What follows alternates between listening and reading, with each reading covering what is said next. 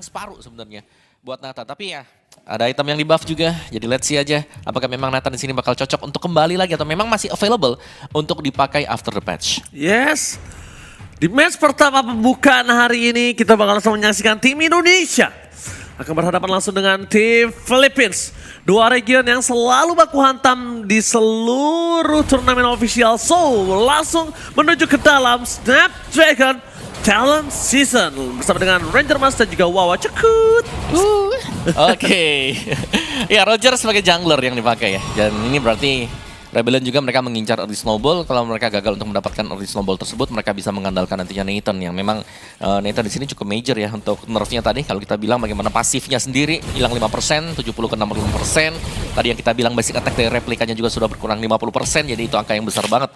Tapi memang masih bisa dipakai juga dengan penambahan item-item. Tapi Power Cry, ada yang pakai Power Cry? Nggak ada sama sekali. Oke, masih standar ternyata. Ya, dan bahkan kalau kita lihat dari Warcry, seperti kata Om Wawa, masih belum terlalu populer. Aku, kalau misalnya aku opini pribadi, mungkin ada di beberapa sektor yang ini populer. Seperti katanya ada kawan saya, ini dia dari Kalimantan. Dia sekarang lagi spam jungler alpha.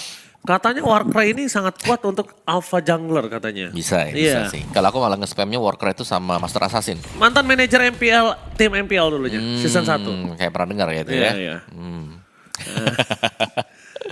Oke, di bagian top juga masih cukup damai sih. Ini ngelihat bagaimana Karsnya sebenarnya bisa ditarik ulur dan cukup berbahaya buat Kars. Ya, dan bahkan kalau ngomongin Kars kali ini udah keluar flicker yang tandanya kondisinya dia tidak akan terlalu power untuk bisa melakukan initiate. Dengan kondisi seperti ini, para pasukan dari tim Rebel Esports mencoba untuk melakukan ganking di arah top lane.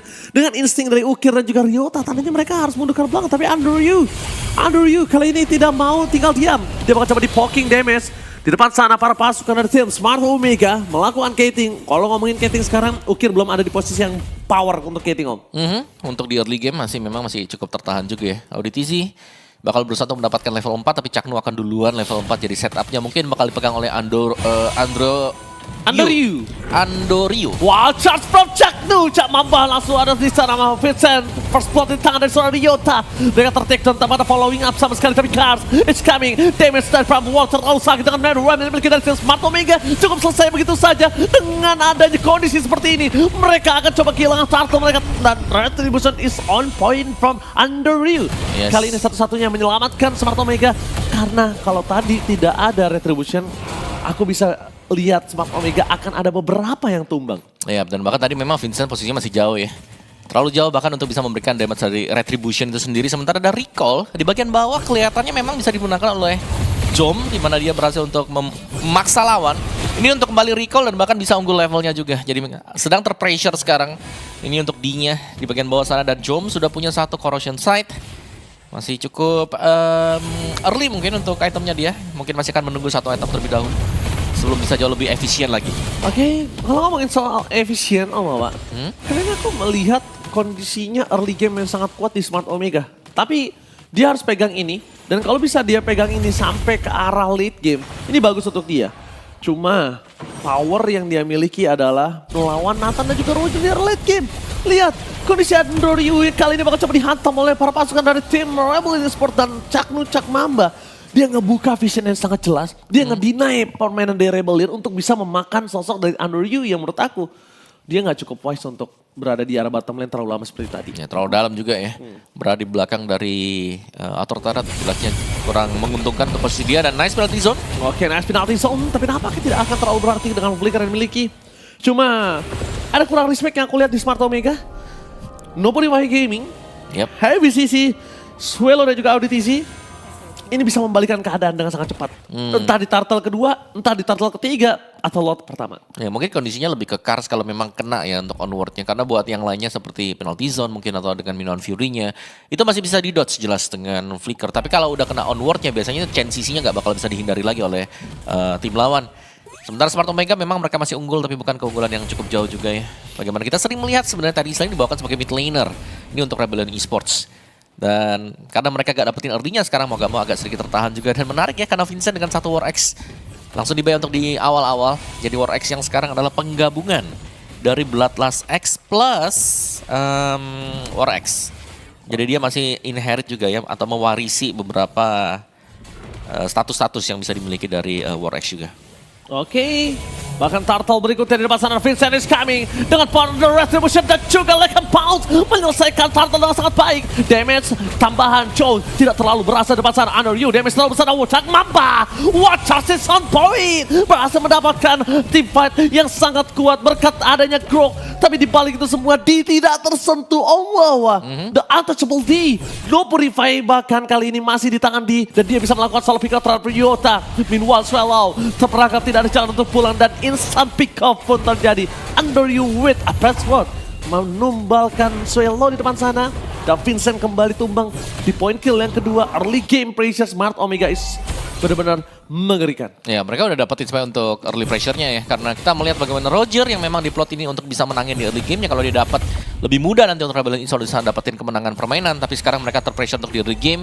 Jadi sekarang ya mau gak mau sekarang Rebellion Esports mereka harus bertahan dulu, mungkin menunggu untuk selesai item-item pentingnya sebelum bisa mungkin melanjutkan lagi atau memenangkan team fight demi team fight lagi. Karena untuk di early seperti ini ketika sudah terpegang oleh Smart Omega, mau gak mau defensif adalah salah satu jalannya. Yes, ngomong di early game memang tidak terlalu kuat, tapi ngomong di arah late game mereka punya Moskov, tapi di balik itu semua Auditz akan coba terperangkap, mencoba untuk menyelamatkan seorang D. Moskov dengan totalitas Sumatera yang gagal dan bahkan di Purify Gaming tidak mau untuk menghindari tahunnya dimiliki dari Under You. Akhirnya menyelamatkan dirinya. Cuma ngomongin soal waktu. Kalau Chuck Mamba balik lagi ke arah bottom lane, mungkin dia akan tumbang kali ini. Karena dia udah dipastikan gak punya Purify. Informasinya udah valid. Itu dia. Cak Nunya memang mengarah ke bawah tadi, tapi cuma sementara. Nah ini aku lebih kepengen lihat ya, item-item baru ada gak sih? Oke, belum ya. Jadi gak FOMO sama sekali. Oke, ada Glowing One, ini first item buat Faramis. Terus juga kita melihat adanya WarX ya, yang memang dibuy oleh hero yang biasanya ngebawain item-item tersebut. Seperti Cici ada di sana juga. Bahkan dengan Rogernya juga ada dengan WarX-nya. Jadi kita masih menantikan untuk item baru apa lagi yang bakal keluar. Karena Flash of the Oasis juga sudah diselesaikan oleh Auditz. Agak sedikit di nerf sebenarnya buat Flash of the Oasis. Tapi masih tetap bagus. Masih bagus, tapi di depan sana lihat Vincent mencoba untuk menuju ke Under You. Swallow dengan flicker berhasil menyelamatkan dirinya. Tapi lihat dia dapat temuan one by one situation hampir dimenangkan oleh Zara Moskov. Ya, dan ini masih ditahan juga ya. Buat Turtle yang ketiga yang memang sudah mulai di start juga oleh Under You.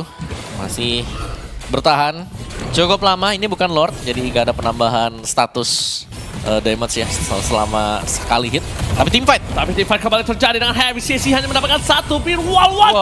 Chuck Mamba, Chuck Nu is on point, berhasil mendapatkan 4-man stand dan bahkan Vincent terperangkap double kill tapi karena press one oleh Under You. Kali ini bahkan Swallow menjadi korban ketiga dari keganasan Smart Omega. Again and again, the power of Grok from Chuck Mamba. Wow, itu pas banget tadi. Wild Charge langsung hit keempat pemain yang terkena knock up juga, dan bahkan lihat Turtle-nya tidak akan di start, dibiarkan untuk evolve langsung menuju ke Lord, dan mereka akan berusaha untuk mendapatkan Lord ini dengan sangat cepat sekali karena mereka mampu. Mereka sudah unggul jauh dan bahkan goldnya sudah mulai sangat-sangat menjauh juga sekarang.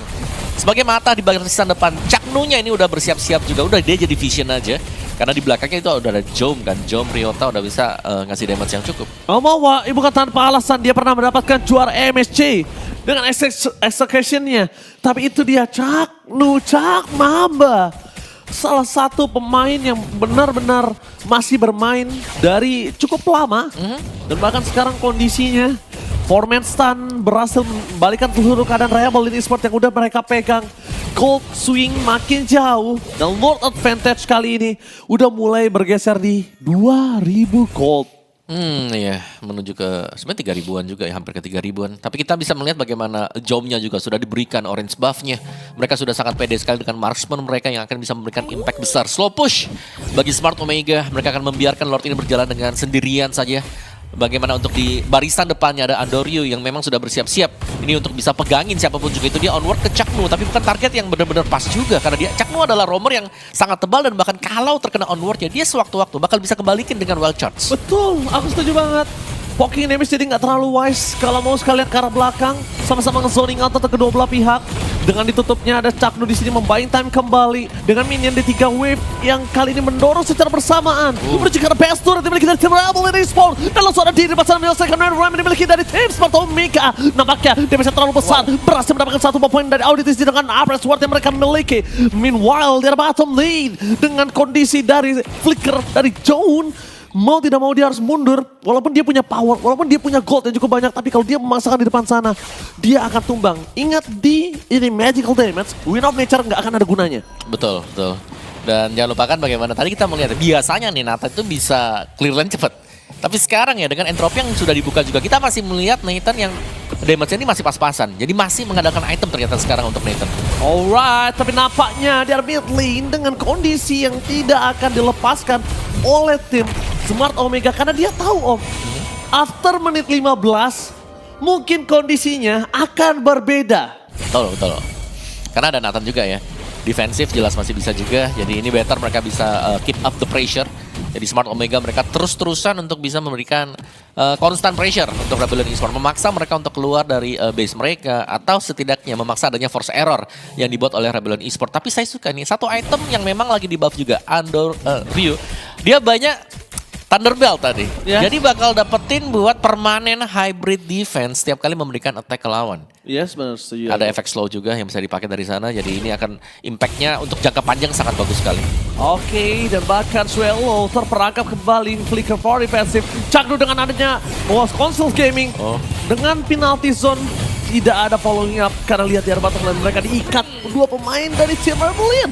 Mau following up gak bisa, mau kabur juga udah cukup sulit, apalagi untuk fight balik Om. Ya apalagi kita melihat tadi ya penalty zone hit keempat pemain tapi gak ada follow up di belakang karena semuanya sangat sulit nih kalau mereka memang memaksakan tadi untuk bisa maju juga. Itu Caknum ready banget lagi-lagi Wild Charge. Wild Charge kembali terjadi bersama dengan Dead Ram. Mereka kehilangan dua pemain dan ini bencana untuk tim Indonesia. Mereka benar-benar kehilangan momentum.